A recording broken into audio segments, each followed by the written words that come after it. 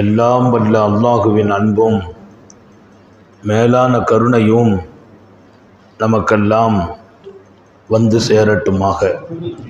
நமது உயிரினும் மேலான கண்மணி ஹாத்தமுன் நபியின் முஹம்மது ரசூலுல்லாஹி ஸல்லல்லாஹு அலைஹி வஸல்லம் அவர்களின் அன்பையும் ஷஃபாஅத்தையும் பெறுவதற்கு அல்லாஹ் நம் எல்லோருக்கும் தௌஃபீக் செய்வானாக. வல்ல ரஹ்மான் நமக்கும் நம்முடைய பெற்றோர், மனைவி, மக்கள், குடும்பத்தார் யாவருக்கும் உயிர் உள்ள வரையிலும் உடல் சுகத்தை நசீபாக்கி தருவானாக. மருத்துவமனை கஷ்டம், அதன் சிரமம், செலவுகளிலிருந்து நிரந்தரமான பாதுகாப்பை அல்லாஹ் நம் எல்லோருக்கும் கொடுத்தருள் புரிவானாக.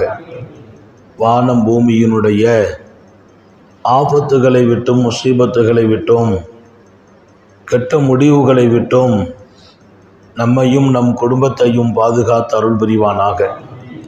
அவனுடைய படைப்புகளின் தீங்குகள் அனைத்திலிருந்தும் நம்மையும் நம் சமூகத்தையும் காத்தருள் புரிவானாக. அல்லாஹுவின் எல்லையில்லா பேரருளால் இன்றைய தினம் உலக மாந்தர்களுக்கு விடுதலை கிடைத்த தினம்,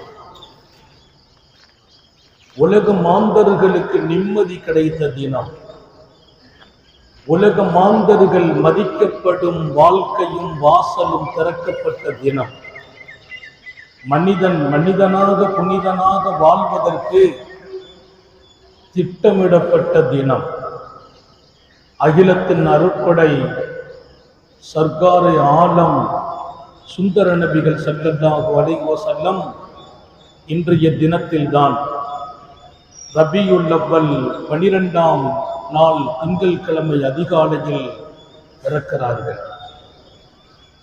அன்னை ஆமினாவின் கருவில் இருந்து பிறக்கிறார்கள். பிறக்கிற போது அவர்களை தங்களது திருக்கரத்தில் வாங்கும் பெரிய நசீபை அன்னை ஷஃபாவுக்கு அல்லாஹ் வழங்கினார். அன்னை ஷஃபா அப்துர் ரஹ்மான் இப்னு அவுஃப் ரலியல்லாஹு அன்ஹு அவர்களின் தாயார். அவர்கள்தான் திருநபி ஸல்லல்லாஹு அலைஹி வஸல்லம் பிறக்கும் போது கையிலே வாங்குகிறார்கள். மெய் சிலுத்து போனேன் என்கிறார்கள், பரவசம் அடைந்தேன் என்கிறார்கள். என்ன முகம் அது, எத்தனை பேரொளி! நான் சொல்வேன், இருட்டாக இருந்த அதிகாலை அந்த வீடு இந்த பாக்கியம் நிறைந்த குழந்தை பிறந்தபோது வீடு முழுக்க ஒளியும் வெளிச்சமும் நிரம்பியது. ஒளியும் வெளிச்சமும், அந்த திருமுகத்திற்கென்று ஒரு வெளிச்சம். நான் அந்த குழந்தையை கையில் வாங்கினேன். முகம் அவ்வளவு பிரகாசம். ஆள்காட்டி விரலை உயர்த்தி அசைத்திருந்தார்கள். அவன் ஒருவன் என்ற அந்த சித்தாங்கத்தோடு பிறந்தார்கள். நான் மெய் செலுத்து போய் மகிழ்ந்து நிற்கிறேன். எனக்கு ஒரு ஆச்சரியமும் அதிர்ச்சியும். கொஞ்ச நேரம் என் கண்ணுக்கு அந்த குழந்தை மறைந்து விட்டது. காணோம். கையில் வாங்கிய குழந்தை உத்தம நபிகள் என் கண்ணை விட்டு மறைக்கப்படுகிறார்கள். நான் கொஞ்சம் அதிர்ச்சியில் இருக்கிறேன். ஒரு அசரீதி கேட்டது. அந்த அசரீதி தான் எனக்கு கொஞ்சம் சமாதானம் ஏற்பட்டது. தூஃபு பிஹி மின் மஷாரிகில் அர்தி வ மகாரிபிஹா. இந்த குழந்தையை உலகத்தின் கிழக்கில் இருந்து மேற்கு வரையிலும் அப்படியே ஒரு முறை சுற்றி வாருங்கள். கிழக்கிலிருந்து மேற்கு வரையிலும் இந்த குழந்தையை சுற்றி வாருங்கள் என்று ஒரு அசரீதி. கொஞ்சம் சமாதானம். அடுத்த ஒரு சில வினாடியில் குழந்தையின் கையில் கிடைத்தது. உத்தம நபிகள் பிறந்த நாளை, எப்படி அதை ஆக்கினான் என்பதை, அதை கையில் வாங்கும் நசீபு எனக்கு கிடைத்தது என்பதை அன்னை ஷஃபா அப்துல் ரஹ்மான் இப்னு அவுஃபின் தாயார். மக்கள் கூட்டம். ஒரு அழகான ஆண்மகன் பிறந்து விட்டார் இந்த செய்தி. அதுவும் தந்தை இல்லாமல் அனாதையாக. அவர்களின் அன்பு தந்தை அப்துல்லா உம்மாவின் கருவில் 6 மாதமாக அண்ணல் பெருமான் இருக்கும் போது வஃபாத். தந்தை இல்லாமல் பிறந்திருக்கிறார். ஒரு எதிர்பார்க்கப்பட்ட குழந்தையும் கூட. மக்கள் கூட்டம் கூட்டமாக வீட்டை நோக்கி வர எல்லோரினுடைய கேள்வியும் மையக்ஃபுலு ஹாதல் வலத், இந்த பிள்ளையை யார் பொறுப்பெடுக்கிறது? பொறுப்பெடுக்க வேண்டிய தந்தை மரணித்து போயிருக்கிறார். யார் பொறுப்பெடுப்பது? அன்னை ஆமினா அழகாக சொன்னார்கள், பாட்டனார் அப்துல் முத்தலிப் இருக்கிறார். எங்கே எங்கே? அன்றைய காலம் இரவு நேரங்களில் ஆண்கள் வீட்டில் இல்லை என்றால் எங்கோ இருப்பார்கள், எங்கோ போதைக்கு போயிருப்பார்கள். அம்மா சொன்னாங்களாம், அவரை காபாவில் போய் பாருங்கள் என்கிறார்கள். ஓடி வருகிறார்கள் அப்துல் முத்தலிப் இடத்திலே செய்தி சொல்வதற்கு. ஆச்சரியம் என்ன தெரியுமா? வஹுவ யத்தூஃபு பில் பைத், அவர்கள் காபாவிலே தவாப் செய்து கொண்டிருக்கிறார்கள். உத்தம நபிகள் பிறந்திருக்கிறார்கள். பொறுப்பெடுக்கும் அப்துல் முத்தலிப் காபாவின் தவாஃபில் செய்தி சொல்லப்பட்ட போது ஓடி வருகிறார். பிள்ளையை கையில் தூக்கி அழகு பார்த்த போது ஆச்சரியமும் பேரழகும் அவர்களின் முகத்தை பார்த்தவுடன் பெருமானார் புன்னகைத்து சிரித்தார்கள். அன்று துவங்கியதுதான் உத்தம நபி ஸல்லல்லாஹு அலைஹி வஸல்லத்தின் புன்னகை, சிரித்த முகம் ஹயாத் வரையிலும் இருந்தது. ஹயாத் வரையிலும் புன்சிரிப்பு, புன்னகை, மலர்ந்த முகம். அல்லாஹ் நம்ம எல்லாருக்கும் தௌஃபீக் செய்வானாக.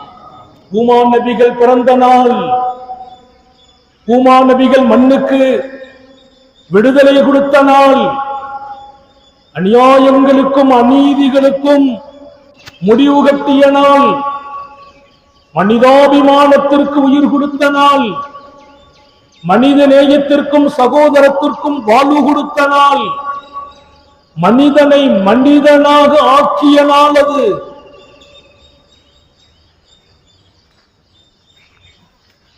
முத்தம் கொடுக்கிறார் அப்துல் முத்தலிப். தூக்கி வருகிறார் அந்த குழந்தையை காபாவை நோக்கி. உண்மையும் ஆச்சரியமும், எம் பெருமான் பிறந்தவுடன் கையிலே கொண்டு வந்த அப்துல் முத்தலிப் நபிகள் நாயகம் ஸல்லல்லாஹு அலைஹி வஸல்லத்தை கையில் வைத்துக் கொண்டே காபாவில் தவாஃப் செய்தார்கள்.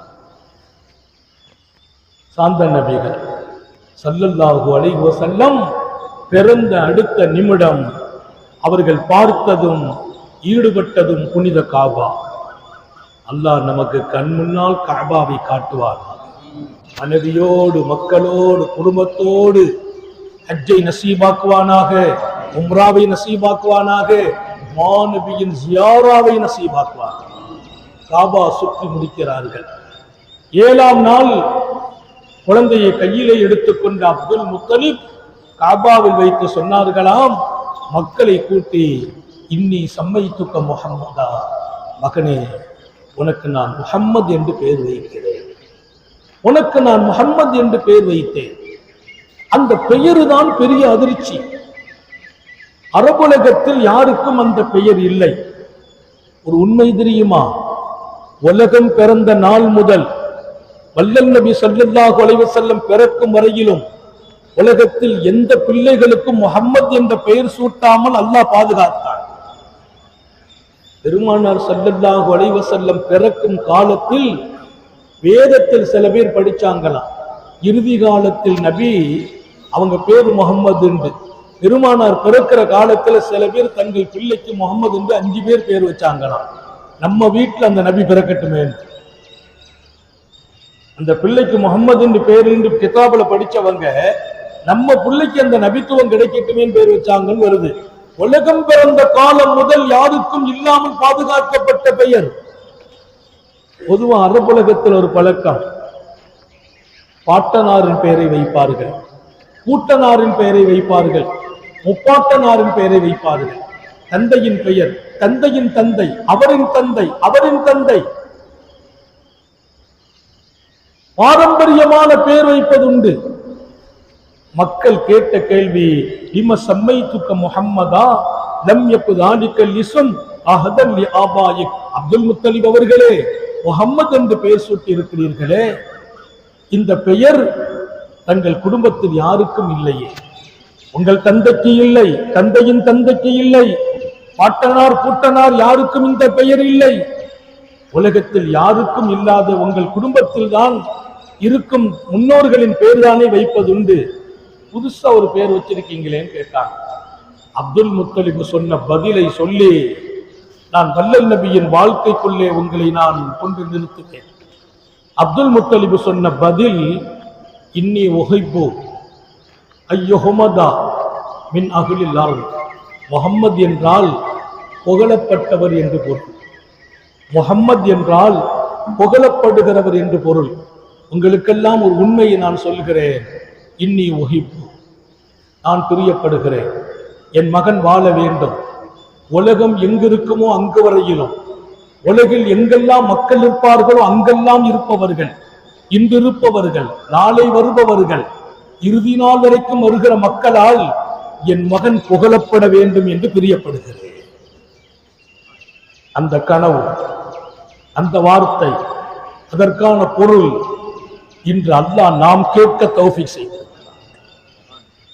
உலகம் எங்கிருக்குமோ, எங்கெல்லாம் விரியுமோ, எங்கெல்லாம் வளருமோ, மக்கள் எங்கிருக்கிறார்களோ, எங்கெல்லாம் உருவாக்குவார்களோ, வளருவார்களோ, விரிவார்களோ, அது கடலாகட்டும், தீவாகட்டும், மைதானங்களாகட்டும், கிராமங்களாகட்டும், பட்டணங்களாகட்டும், பெரும் நகரங்களாகட்டும், அங்கெல்லாம் என் மகன் புகழப்பட வேண்டும்.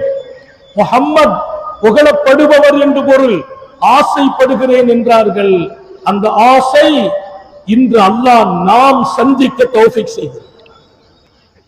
அல்லாஹ் இன்னும் எம் பெருமான் ஸல்லல்லாஹு அலைஹி வஸல்லத்தின் புகழை உலகம் உள்ள வரையிலும் மங்கா புகழை நசீபாக்குவார். அரபுகள்ல பெருமானார் ஸல்லல்லாஹு அலைஹி வஸல்லத்தின் எதிர்ப்புல இருந்த சில பேரு பெருமானார் ஸல்லல்லாஹு அலைஹி வஸல்லத்தை திட்டணும்.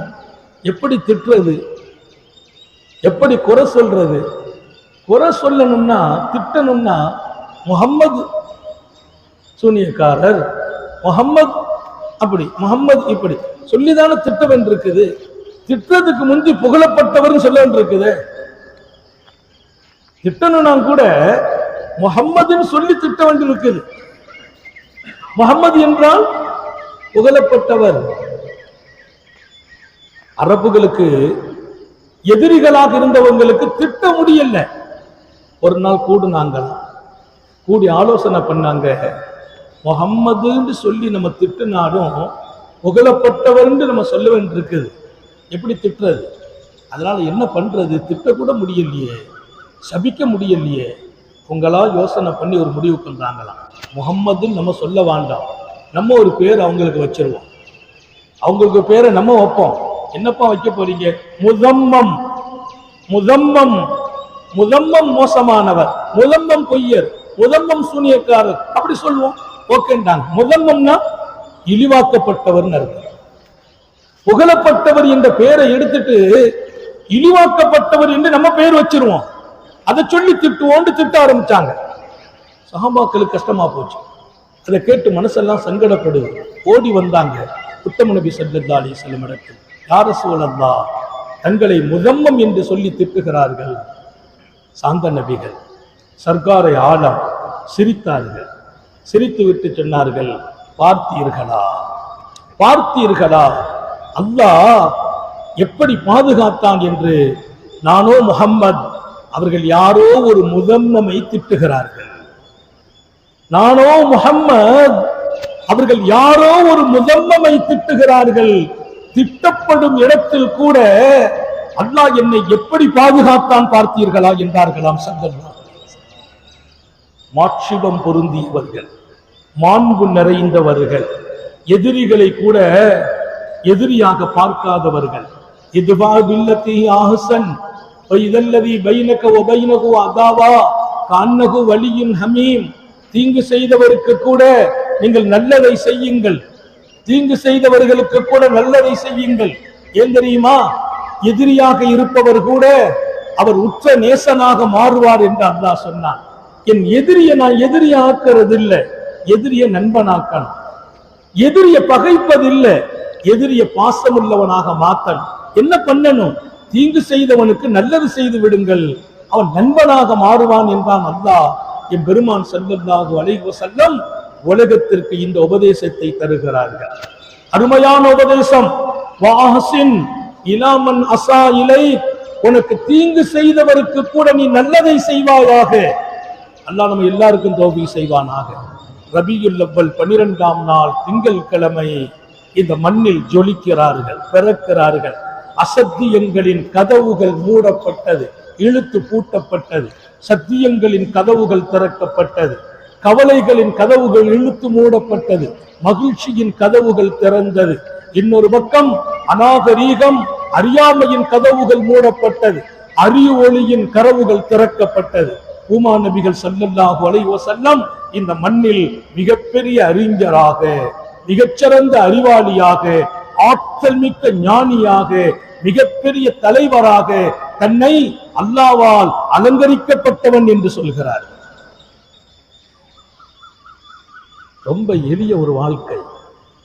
நபியின் பிறப்பை நான் துவக்கி இருக்கிறேன், சொல்லிக்கொண்டே வர வேண்டும். சிறுபிராயத்தை, வாலிபத்தை, வயோதிகத்தை.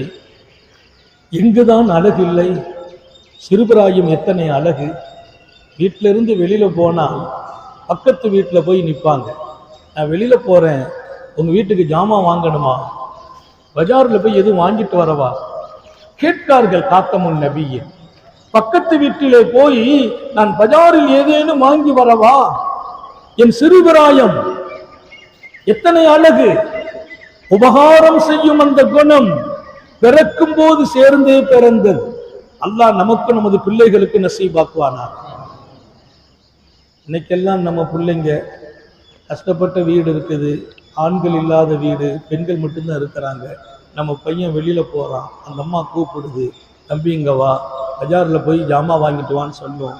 இதையெல்லாம் தெரிஞ்சு நம்ம மகன் போகும்போது நாமே சொல்லி விடுவோம். அந்த அம்மா கூப்பிடும், ஏதாச்சும் வேலை சொல்லும், எனக்கு தலைவலி காய்ச்சல்னு சொல்லிட்டு ஓடி வந்துரு.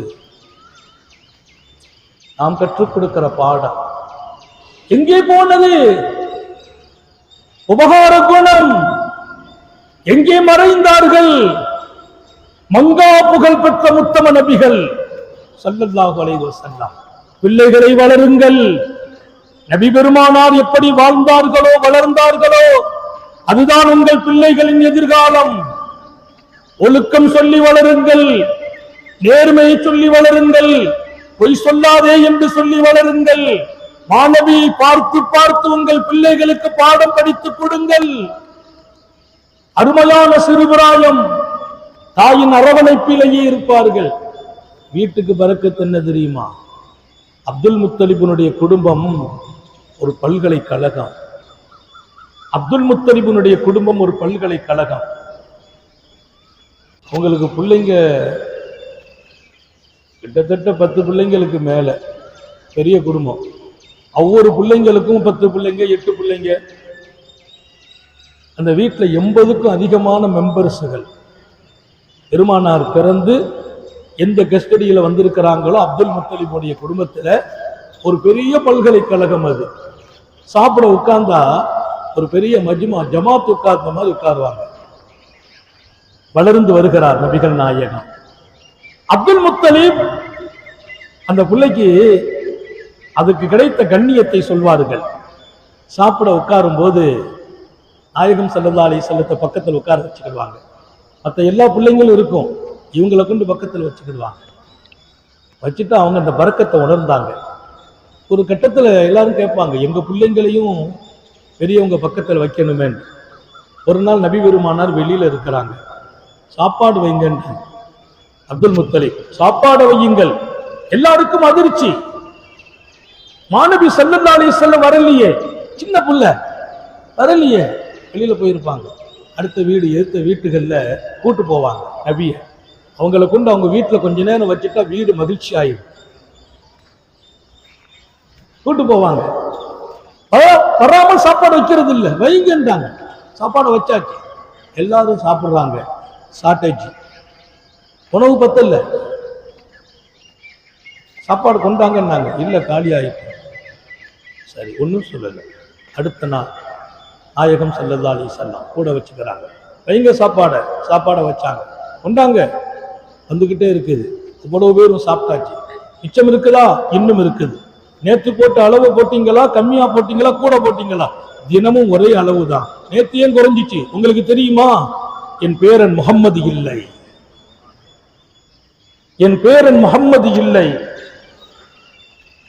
என் பெருமான் இருந்தால் 3 வயதில், 4 வயதில், 5 வயதில் அவர்கள் இருந்தால் வீடே பரக்கத்தானது, உணவு பரக்கத்தானது. அரிய வாழ்க்கை, அறிந்து கொள்ள வேண்டிய வாழ்க்கை, நமது பிள்ளைகளுக்கு அறிவிக்க வேண்டிய வாழ்க்கை. அவர்கள் வீட்டில் இருந்தால் வீடு பரக்கத். காபத்துல்லாவுல ஒரு விரிப்பு விரிச்சிருக்கும். காபாவுல அப்துல் முத்தலிபு தலைவர், அவங்க தான் அதுல உட்காருவாங்க. எல்லாரும் எதிர்பார்ப்பாங்க அப்துல் முத்தலிபு வர்ற வரைக்கும். அவங்க வந்துட்டா அதுல போய் உட்காருவாங்க. அந்த விரிப்புல யாரும் உட்கார மாட்டாங்க. நபி பெருமானார் ஸல்லல்லாஹு அலைஹி வஸல்லம் 5 வயசு இருக்கும். நேரா வந்து அந்த விரிப்புல போய் உட்கார்ந்துருவாங்க. அந்த விரிப்புல உட்கார்ந்த உடனே எல்லாரும் சேர்ந்து எழுந்திரிங்க எழுந்திரிங்கம்பாங்க. ஹஸ்ரத் அப்துல் முத்தலிபு சொல்வார், தாவ் இப்னி, தாவ் இப்னி, என் மகனை விடுங்கள், எழுப்பாதீர்கள். இன்னலகு லஷனா, அதில் இருப்பதற்கு அவருக்கு தகுதி இருக்கிறது. ஏன் தெரியுமா? அவருக்கு பெரிய எதிர்காலம் இருக்கிறது என்றார். பெரிய எதிர்காலம் உடையவர் என் மகன். காபாவில் விரிப்பில் மக்காவின் மாபெரிய தலைவர் அப்துல் முத்தலிப் இருப்பார். இங்கே நபி பெருமானார் இருக்கிறார்கள். அல்லாஹ் சொல்லிக்கொண்டே வருகிறான். வளர்கிற போது, வளர்க்கிற போது, சிறு வயதிலிருந்து பெரும் வயது வரைக்கும் வரும்போது அவர்களை கொண்டு உலகத்தில் என்னவெல்லாம் நடக்கப் போகிறது இப்போதே அல்லாஹ் அற்புதமாக அறிவித்துக் கொண்டு வந்தார்.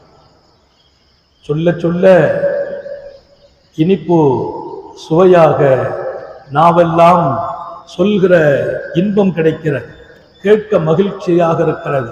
நேரம்தான் குறைவானது என்பதால் மாணவியின் வாழ்க்கையை நபித்துவம் அடைந்த 40ஆம் ஆண்டு, நபித்துவத்தை தொடர்ந்து உலகமெங்கும் அவர்களின் செய்தி பரவ, உலகமெங்கும் அவர்களின் செய்தி பரவ ஆச்சரியப்பட்டு நிற்கிறார்கள் மக்கள். யார் இந்த முஹம்மது? காலமெல்லாம் அவர்களால் அஸ்ஸாதிக் என்று அழைக்கப்பட்டவர்கள், உண்மையாளர், நம்பிக்கையானவர். சின்ன வயசுல பெற்ற பேரு 2 பேரு, உண்மையாளர், நம்பிக்கையாளர். அந்த 2 பேர் இருந்தா நமக்கு வாழ்க்கையில இன்னொரு பேர் வேண்டியதில்லை. நான் உண்மையாளனாக, மக்களின் நம்பிக்கைக்கு உரியவனாக அல்லாஹ் நம்மையும் நமது குடும்பத்தையும் ஆக்கி வைப்பானாக. அத்தனை பெரிய மாணவி மண்ணில் உருவாகி வளர்ந்து வந்த போது மனித குலத்திற்கே மதிப்பளிக்கிறார்கள், மனிதனை உயர்த்துகிறார்கள், அவன் கண்ணியத்தை காப்பாற்றுகிறார்கள். யாரையும் காயப்படுத்தவில்லை, காயப்படுத்தியவர்களுக்கு கூட வருத்தம் கொடுக்கவில்லை, காயப்படுத்தியவர்களுக்கு கூட வருத்தம் கொடுக்கவில்லை. மாணவியின் மக்கா வாழ்க்கையில் நிறையவே சிரமங்களை சந்திக்கிறார்கள். சிரமம் கொடுத்தவர்களுக்கு கூட எம்பெருமான் துஆ செய்கிறார்கள். சிரமம் கொடுத்தவருக்கு கூட பெருமானாரை குறித்து யாருமே உள்ள வரக்கூடாதுன்னு திட்டம் போட்டாங்க. யாரு உள்ள வந்தாலும் போய் சொல்லிடுவாங்க, போயிடாதீர்கள், அவர் போய் சொல்வார், அவர் சூனியக்காரர், அந்த செய்தி கேட்டால் இவங்க மாறிடுவாங்க. அந்த நேரம் ஒருவர் வந்தார், அந்த நேரம் ஒருவர் வந்தார். அவர் மிகப்பெரியவர், அரபுலகத்தின் கவிஞர், தௌசி குழுவை சார்ந்தவர், தௌசி கூட்டத்தில் பிறந்தவர், மிகப்பெரிய கவிஞர். அவர் உள்ள வர்றார். அந்த போது மக்கள் சொன்னாங்க, முகம்மதுன்னு ஒருத்தங்க இருக்கிறாங்க, கிட்ட போயிடாதீங்க, அவர் சூனியக்காரர், உங்களுக்கு சூனியம் செய்து விடுவார். அவர் வார்த்தை உங்க காதுல விழுந்தால் நீங்கள் மயங்கிடுவீங்க. இப்படி எல்லாம் சொன்ன போது அந்த மனுஷன் பெரிய கவிஞர் தான், காதுல பஞ்சு வச்சார் என்று வரலாறு நீங்க பார்க்கலாம். காதில் பஞ்சு வைத்து நடமாடியவர் பஞ்சு வச்சுக்கிட்டார் அங்க இருக்கிற வரைக்கும். ஏன் தெரியுமா? அந்த வார்த்தை என் காதில் போனால் எனக்கு பைத்தியமாகும், சூனியம் செய்யப்படுவேன். மக்கள் சொல்லி விட்டுருக்கிறாங்க. அல்லாஹ்வுடைய கருணை என்ன தெரியுமா? யாரை கொண்டு அல்லாஹ் இந்த உலகத்தில் எந்த நபிக்கு தோள் கொடுக்க செய்ய வேண்டும் என்று நினைத்தானோ அதை அல்லாஹ் முடித்தே தீர்ந்தான். அவன் எடுத்ததுதான் முடிவு. அல்லாஹ்வின் முடிவை என் அறிவால் தட்ட முடியாது. அவன் எடுத்த முடிவை மாற்ற முடியுமா? ஒரு நாள் அவர் குளிக்கும் போது பஞ்சை எடுத்திருக்கிறார். என் பெருமான் ஓதுகிறார்கள், காதுல விழுந்துட்டு பஞ்சை தூக்கி போட்டார். என்ன சத்தம், என்ன சத்தம்? ஏன்? அவர் இலக்கியம் தெரிந்தவர், அரபில் அவரை விட மிஞ்சியவர் இல்லை, மிகச்சிறந்த கவிஞர். காதில் விழுந்த போது ஓடி வருகிறார். எங்கே எங்கே எங்கே? இடம் காட்டப்பட்டது. உள்ளே வந்தார், மண்டியிட்டார், படியுங்கள் என்கிறார். என் பெருமான் ஓத கேட்டார், மகிழ்ந்தார், முத்தமிட்டார். சொல்லுங்கள் தாங்கள் யார்? என் பெருமான் சிரிக்க பெருமானார் அழகா உணர்த்துறாங்க. காதுக்குள்ள பஞ்ச உடைச்சிட்டு அல்லவா அல்லாஹ் ஹிதாயத்தை கொண்டு சேர்ந்தார். பஞ்ச தூக்கிட்டு அல்லவா ஹிதாயத். கலிமா சொன்னார், ஈமானுக்கு வருகிறார். அவர் கேட்டார், நான் என்ன செய்ய வேண்டும்? என் கூட்டம் தௌசி, என் கூட்டம் தௌசி, நான் சொன்னால் கட்டுப்படுவார்கள். போங்க. எங்க போறது? அந்த ஊருக்கு போங்க. இத போய் அங்க சொல்லுங்க, அவங்கள கூட்டுவாங்க. அவர் சொன்னார், நான் போய் சொன்ன ஆதாரம் கேட்பாங்க. அப்படிங்கன்னா பெருமானார் ஒரு ஒளி வெளிச்சம் நெத்தில கொடுத்தாங்க. அவர் போனார், லைட் எரியும் நெத்தில, பளிச்சு பளிச்சு பளிச்சு. சொன்னார், கரெக்டு தான், மக்கள் வேற மாதிரி சொல்லிடுவாங்க, தெய்வ குத்தம் நடந்துட்டுன்னு சொல்லிடுவாங்க, ஏதாவது குழப்பம், வேற மாத்துங்களை. கம்புல கொடுத்தாங்க. ஒரு கையில ஒரு தடி, அந்த தடியில வெளிச்சம், கையை தூக்குனா அந்த தடியில இருந்து வெளிச்சம், டார்ச் லைட் மாதிரி. போங்கன்னாங்க. நேரா வந்தார், நேரா வந்தார். இமாம் புகாரி எழுதுவார் இந்த வரலாற்றை. வந்து சொன்னார், மனைவி ஓடி வந்தாங்க. எங்க போயிட்டீங்க இத்தனை நாளா? எங்க போயிட்டீங்க? அவர் சொன்னார், இன்ன கலாமி அழைக்க ஹராம், நான் உங்ககிட்ட பேசலாம் முடியாது. என்னங்க உங்க மனைவி? ஆமா, நீ எனக்கு இனி ஹலால் ஆகணும்னா, நான் உங்ககிட்ட பேசணும்னா, நான் எந்த நபியை கொண்டு களிமா கொண்டேனோ ஏத்தேனோ அதை நீனும் ஏத்துக்கிடணும். அப்பதான் உங்ககிட்ட பேச முடியும், வாழ முடியும். அந்த அம்மா சொன்னாங்க, இது என்ன சக்தி? ஒரு மனைவியை கூட பேச விடாத சக்தி. ஆமான்னாங்க. நான் சொல்லுங்கன்னாங்க. அவர் களிமா சொல்ல, முதல்ல மனைவி களிமா சொன்னார். என் தாய், தன் தந்தை எல்லாரும் ஏத்துக்கிட்டாங்க. வீட்டுக்குள்ளே இஸ்லாம், யாருக்குள்ளே இஸ்லாம் வரக்கூடாது என்று உலகம் நினைத்ததோ அவருக்குள்ளே வந்தது மாத்திரமல்ல, அவர் மனைவிக்குள்ளால், அவர் தந்தைக்குள்ளால், அவர் தாய்க்குள்ளால். அது தெய்வீக குரல். மாணவி பேசினால் லட்சோப லட்ச இதயங்களில் அசைவுகள் ஏற்படும். ஆனா ஊர்ல போய் சொன்னாரு பாருங்க, அடி ஆளை தூக்கி போட்டு அடிச்சார். பல நாள் போறார், பல நாள் அடிபடுகிறார், மதிக்கப்பட்டவர். அவர் கவியை கேட்டால் மண்டியிடுவார்கள் அரபுகள். கலிமாவை சொன்ன போது கவிக்கு மண்டியிட்டவர்கள் கலிமாவை சொன்ன போது கடிந்து கொண்டார்கள், அடிக்கிறார்கள், காயப்படுத்துகிறார்கள். ஒரு நாள் அல்ல, பல நாள். தாங்க முடியல. ஒரு நாள் நேரா நபியின் தர்பாருக்கு வந்தார். யார சொல்லலாம் பாருங்கள், வந்து நிற்கிறார். முகமெல்லாம் ரத்தம், உடலெல்லாம் ரத்தம். பாருங்கள், அக்கிரமக்காரர்கள், அநியாயக்காரர்கள். இனி அந்த ஊர் இருக்கக்கூடாது, இனி அந்த ஊர் இருக்கக்கூடாது, அந்த ஊர் மக்கள் இருக்கக்கூடாது. பதுவா செய்யுங்கள், அந்த தௌசி கூட்டத்திற்கு பதுவா செய்யுங்கள் என்றார். பெருமானார் பார்க்கிறாங்க, மாபெரிய மனிதர், மிகச்சிறந்த கவிஞர், ஒரு பண்பாளர், இவ்வளவு காயப்படுத்தி அடித்து விட்டார்களே, கையை தூக்கிட்டாங்க. சஹாபிகள் பயந்துட்டாங்க. ஏன்? பெரிய கூட்டம் தௌசி, அந்த கூட்டத்திற்கு பதுவா நடந்தால் அடுத்த நிமிடம் அழிந்து போவார்கள். சாந்த நபிகள் சர்க்காரை ஆலம் சல்லல்லாஹு அலைஹி கையை தூக்கி, அல்லாஹும்ம ஹதி தௌஸா வஅதி பிஹிம் யா அல்லாஹ், தௌஸ் கூட்டத்திற்கு ஹிதாயத்தை, நேர்வழியை கொடுப்பாய். தௌஸ் கூட்டத்திற்கு ஹிதாயத்தை கொடு ரப்பே, நேர்வழியை கொடு. அவங்க எல்லாரும் இங்க வருவதற்கு தௌஃபீக் செய். வஅதி பிஹிம், உங்களுக்கு கொண்டு வாங்க. யார? இந்த கூட்டத்தை. அவர் பார்க்கிறார், என்ன இது? பெருமானார் சொன்னாங்க, ஆமாப்பா நீ போ. எங்க போகான்னு கேட்டார். அடிச்சு காயமாக்கி நடக்க விடல, காலெல்லாம் ரத்த குறையாக்கிட்டாங்க. இப்ப போப்பா, இப்ப போ, அந்த மக்கள் மொத்தமா வருவாங்க, கூட்டு வந்துருந்தா. அவருக்கு நம்பிக்கை. நேர போகிறார். அந்த மக்கள் காத்து நிற்கிறார்கள். நாங்க தப்பு பண்ணிட்டு மன்னிச்சுக்கங்க, களிமா சொல்லுங்க. ஹிதாயத். மாணவியின் நாவு பிறந்தால், கையேந்தினால், பிரார்த்தனை கேட்டால், அடுத்த நிமிடம் உலகத்தையே அல்லாஹ் புரட்டுவான். மனிதர்களின் இதயத்தையே திருப்புவான் அல்லாஹ். எத்தனை பெரிய நபி! சர்க்காரை ஆளும் ஸல்லல்லாஹு அலைஹி வஸல்லம். ஓ, மக்கள் வருவார்கள், ஹிதாயத்து கிடைக்கும். கலிமா சொல்லி கொடுக்கிறார். அவருக்கு அவ்வளவு மகிழ்ச்சி. இதுல ஆச்சரியம் என்ன தெரியுமா? இதுல ஆச்சரியம் என்ன தெரியுமா? பதுவா செய்யுங்கள் என்று சொன்ன பின்னால் நேர்வழி கூட அல்லாண்டு ரசூல் சொல்லி துவா செய்து அனுப்பி வச்சு இவர் போய் கலிமா சொல்லி வர்றாங்க பாருங்க. அதில் ஒருவர் தான் Abu Hurairah Dausi. Abu Hurairah லட்சக்கணக்கான ஹதீசுகளை புகாரியிலே, முஸ்லிமில், திருமதியில் அறிவிக்கக்கூடிய அபூ ஹுரைரா இப்பதான் கலிமா சொல்றாங்க. இவங்க கையில இன்னைக்கு ரசூலுல்லாஹ் பத்வா செய்திருந்தா அபூ ஹுரைரா எங்கே? எங்கே அபூ ஹுரைரா? யார் அந்த சஹாபி தெரியுமா? தௌசியில் இருந்து வந்து வெளிச்சத்தோடு போய் மக்களை கொண்டு வந்த சஹாபி தான் துஃபைல் இப்னு அம்ர் தௌசி ரலியல்லாஹு அன்ஹு. துஃபைல் இப்னு அம்ர் தௌசி அவர்களை கொண்டு தௌசி கூட்டத்திற்கு ஹிதாயத். அவர்களுக்கு பின்னால் தௌசியில் இருந்து அபூ ஹுரைரா தௌசி வருகிறார். Abu Hurairah Dausi. Abu Hurairah எத்தனை பெரிய ரசூலுடைய வார்த்தைகளை சுமந்த மாபெரிய மனிதன்.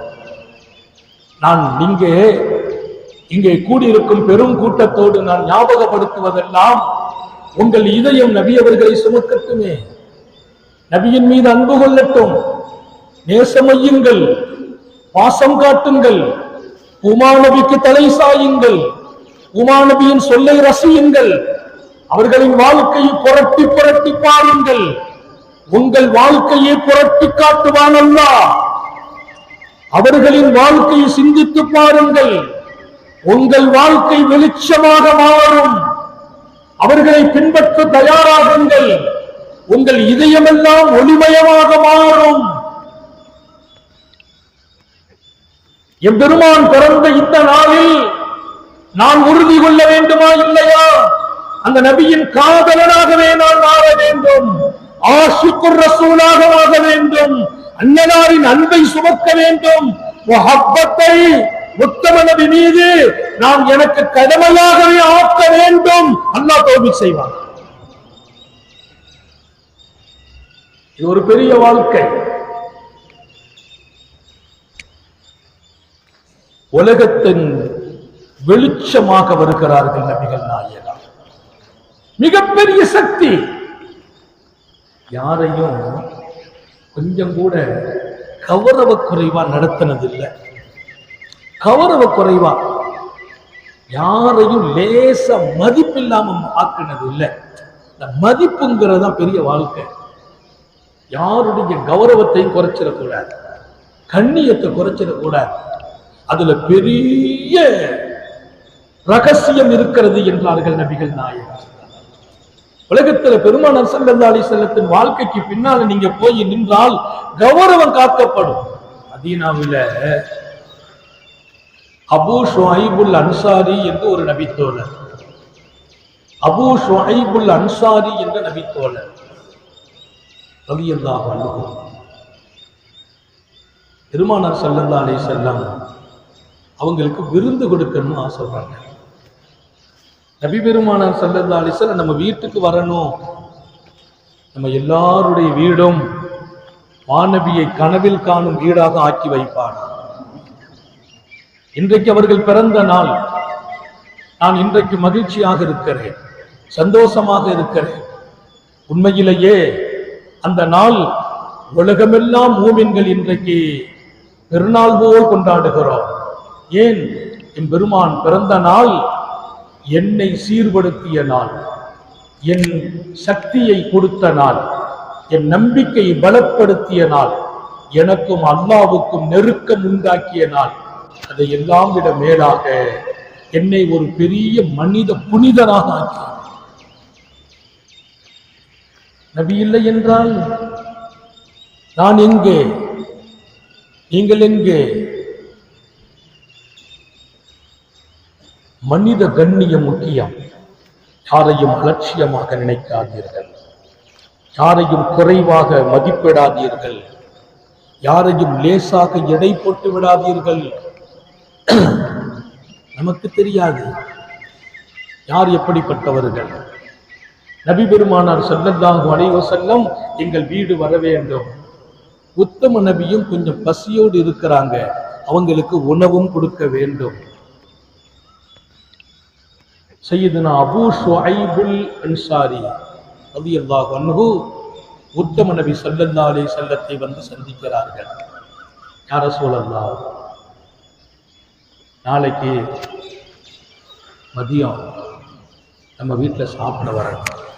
அவருக்கு தெரியும் நாயகம் ஸல்லல்லாஹு அலைஹி வஸல்லம் தனியாக வர்றதில்லை, 2-3 பேரை கூப்பிட்டு தான் வருவாங்க. அது நபிமார்களுக்கே உள்ள சொந்தம். யாராவது விருந்தாளிகளோடு தான் சாப்பிடுவாங்க.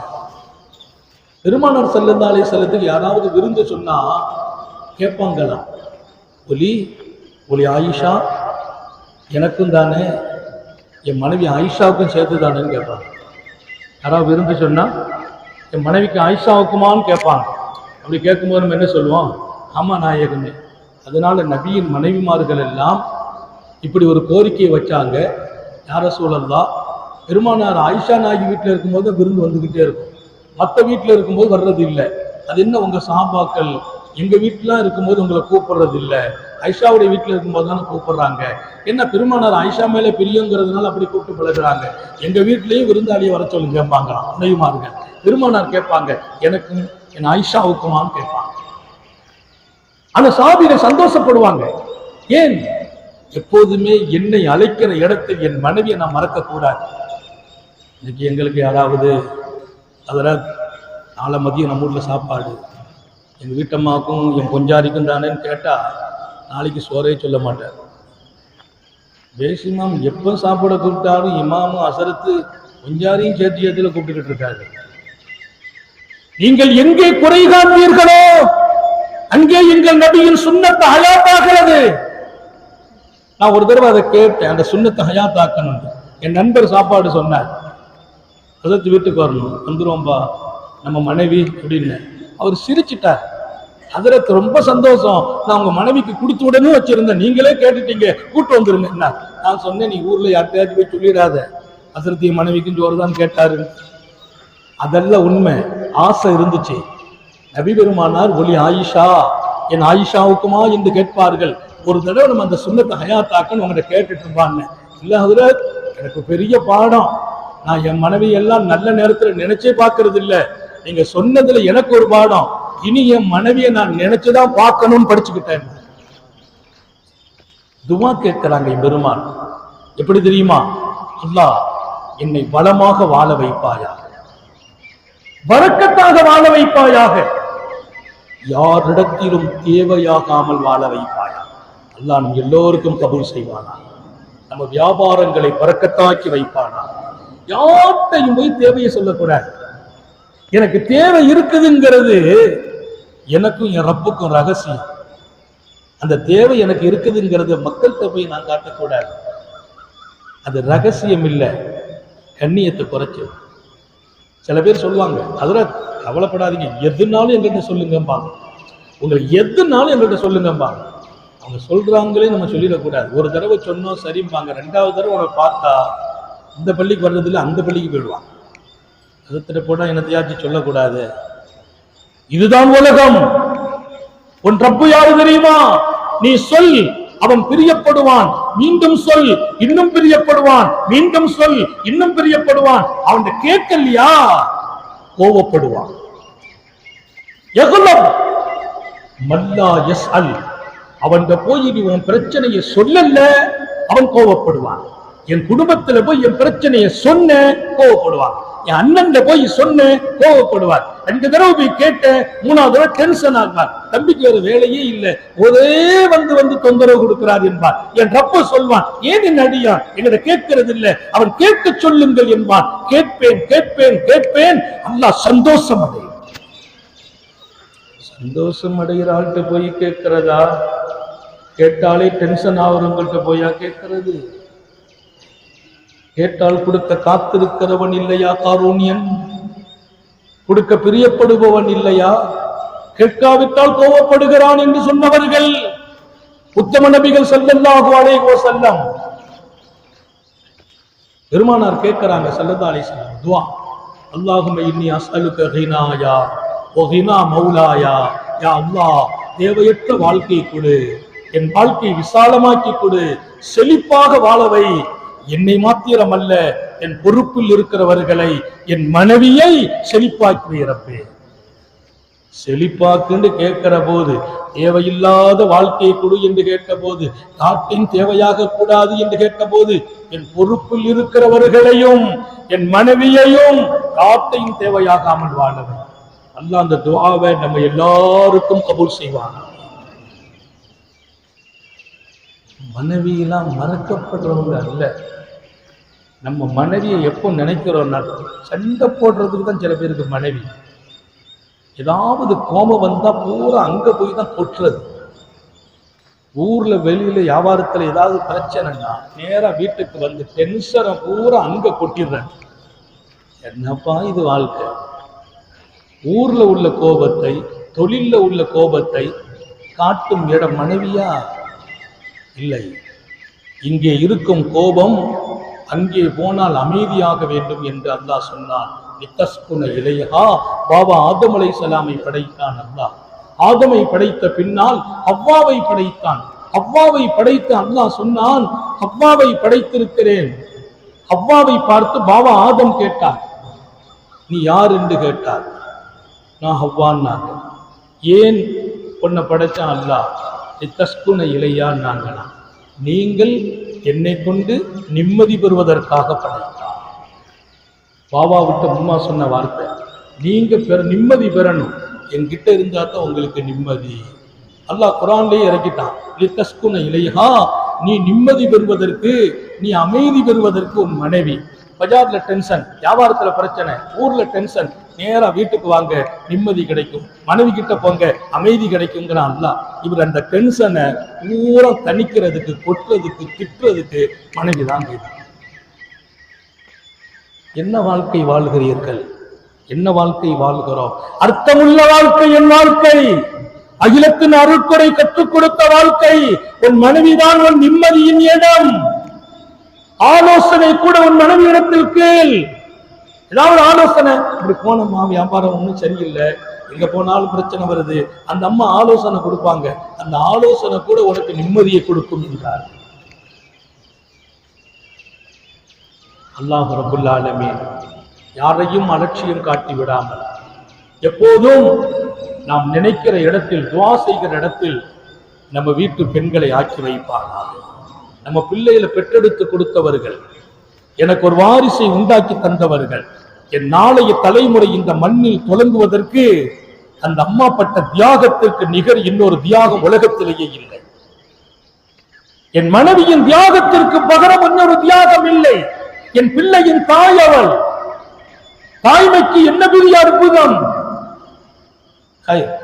நான் சொல்ல வந்தேன், உத்தம நபி ஸல்லல்லாஹு அலைஹி வஸல்லத்துக்கு விருந்து சொன்னா என் மனைவி ஆயிஷாவுக்கும் சேர்த்தான்னு கேட்பாங்க.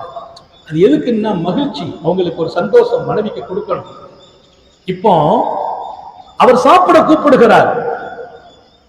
அபூ ஷுவைபுல் அன்சாரி ரலியல்லாஹு அன்ஹு, அவருக்கு தெரியும் நாயகம் ஸல்லல்லாஹு அலைஹி வஸல்லம் தனியாலாம் வரமாட்டாங்க, அவங்க கூட 2-3 பேர் வருவாங்க.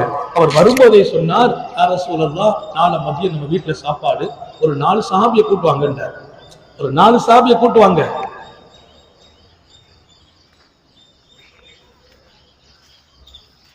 சரின்ட்டாங்க ஸல்லல்லாஹு அலைஹி வஸல்லம். நபியினுடைய ஒரு பெரிய பழக்கம், கூப்பிடுவோர் யார் அவர் கெப்பாசிட்டி என்ன, அவர் தரம் என்ன, அவருடைய பலம் என்ன, அதெல்லாம் பார்க்கறது இல்லை.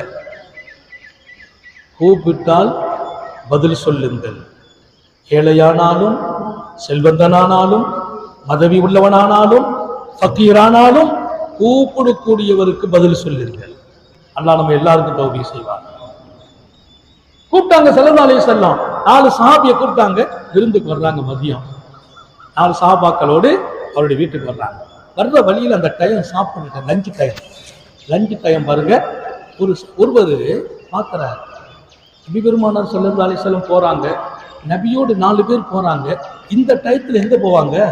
சாப்பிட தானே போவாங்க. அவருக்கு பசி, அவர் அப்படியே கம்கமா வந்து அஸ்ஸலாமு அலைக்கும் சொல்லிட்டு போல 4 பேர்ல அவர் ஒரு ஆளா சேர்ந்துக்கிட்டார். அவர் 5வது ஆளா சேர்ந்துக்கிட்டார். அப்படியே வர்றார். சாபாக்கள் பார்த்தாங்க, சரி கூட வர்றாரு, அங்கே எங்கேயாச்சும் தெரு வந்தால் நம்ம இந்த சந்தில போவோம், அவர் அந்த தெருக்குள்ள போயிடுவாரு நினைச்சா அவரும் நம்ம கூட அந்த வீட்டுக்கே வர்றாரு. பெருமானார் பார்க்குறாங்க, வீடு வந்துச்சு, அவரும் சேர்ந்துக்கிட்டார். இப்போ ஒரு சிக்கல் என்னன்னா, அவர் கூப்பிட்டார் 4 பேரை, இப்போ 5 பேர் ஆயிடுச்சு. நபியை சேர்த்தா 6. நம்ம நாட்டில் ஒரு களத்துக்கு இருக்கிற 6 பேர். அவரை சேர்த்தாதான் அந்த காலம் வரும். நம்ம நாட்டு காலம் இப்போ நம்ம காலையில் நேர்சாவெல்லாம் 6 பேர் சேர்ந்துக்கிறோம். நம்ம ஹலீஃபாவோட உட்காந்து 6 பேர். எல்லா களமும் 6 தான். மஜ்லிஸில் அப்படி செய்துட்டு இருக்கோம். கொஞ்சம் தனியாக நடக்கிறதுல 1-2 குறைஞ்சு கூட இருக்கலாம். இங்கே 5 பேர், 4 பேரை கூப்பிட்டு தாங்க வாங்கன்னு கூப்பிட்டார் அவர். அபூ ஷுஐபுல் அன்சாரி ரலியல்லாஹு அன்ஹு வீட்டு வாசலில் வந்து நின்று அவர் வந்து விட்டார். ஆனால் கௌரவ குறைவாக நடத்தப்பட்டு விடக்கூடாது. சாபாக்களை கூப்பிட்டு சொன்னாங்க, எல்லாரும் வெளியில நில்லுங்கப்பா. நிப்பாட்டிட்டு கதவை தட்டி அவரை கூப்பிட்டாங்க. ரகசியமா பேசணும். இந்த 4 பேரை கூப்பிட்டு வர சொன்னீங்க, 4 பேர் வந்தோம்.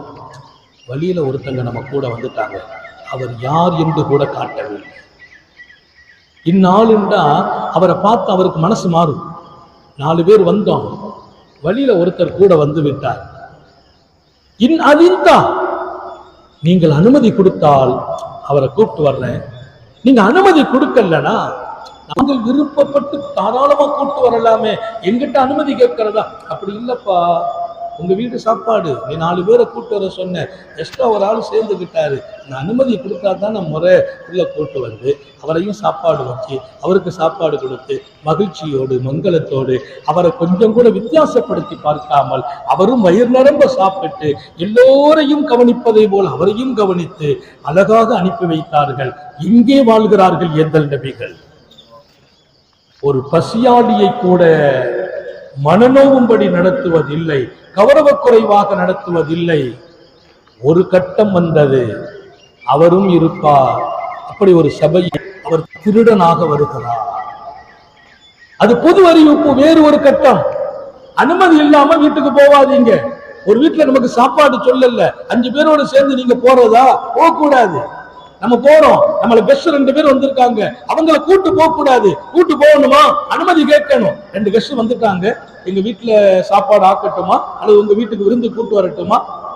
தகல சாரிகன், அனுமதி இல்லாமல் விருந்துக்கு வந்தவர்கள் திருடர்களாக வருகிறார்கள். சாப்பிட்டு விட்டு வெளியே போற போது கேவலமாக வெளியே போகிறார்கள். நபி பெருமான் கூடாது என்கிறார்கள். ஒரு மாபெரிய வாழ்க்கை. ரபியுல் அவ்வல் 12ஆம் நாள் பிறக்கிற முத்தம நபிகள் இந்த உலகத்தை வியக்க வைத்த வாழ்க்கையை தருகிறார்கள், சிந்திக்க வைக்கிற வாழ்க்கையை தருகிறார்கள். அறிஞர்களை மாற்றுகிறார்கள், கவிஞர்களை மாற்றுகிறார்கள், அரசியல் தலைவர்களை மாற்றுகிறார்கள், ஏழைகளுக்கு ஆதரவு கொடுக்கிறார்கள், அநாதைகளை தூக்கி சுமக்கிறார்கள், விதவைகளுக்கு வாழ்வு வழங்குகிறார்கள். இதற்கெல்லாம் மேலால் உலகத்தின் அன்பை சொந்தமாக்கி கொண்டார்கள். நான் எல்லாம் மகிழ்ச்சியாகிவிடுகிறது. ஏந்தல் நபிகள் ஸல்லல்லாஹு அலைஹி வஸல்லம் பிறந்த நாள் இது.